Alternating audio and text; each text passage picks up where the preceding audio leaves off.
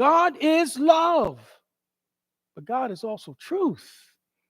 And you can't remove them from each other.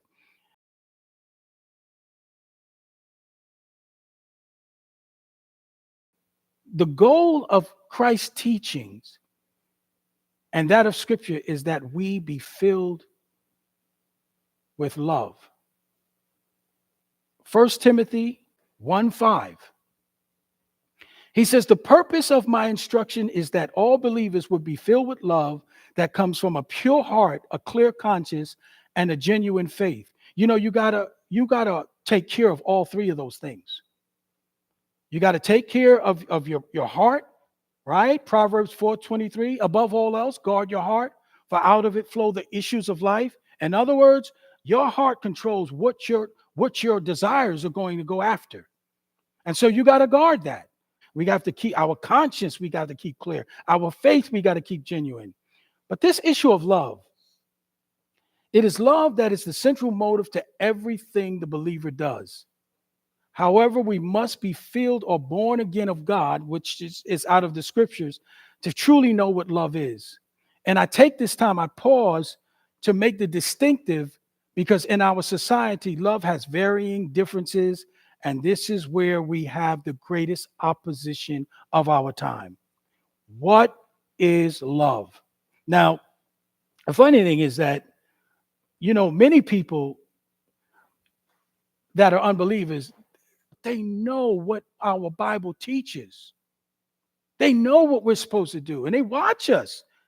And one of the things they will clearly throw at us,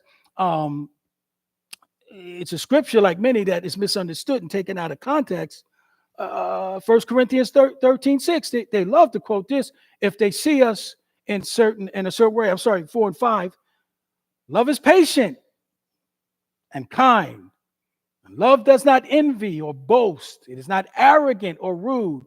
It does not insist on its own way. It is not irritable or resentful. See, love is patient and it's kind.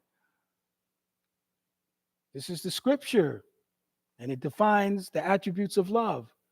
But like so many other scriptures that are misunderstood and taken out of context, love is definitely one of them. Because if you keep reading, verse 6 says, it does not rejoice at wrongdoing, but rejoices with truth. See, they stop at verse 5. See, in God's kingdom, love cannot be separated from truth. You need to make sure you understand that. Because if they can get you to do that, see, if you separate it from truth, then you throw out standards.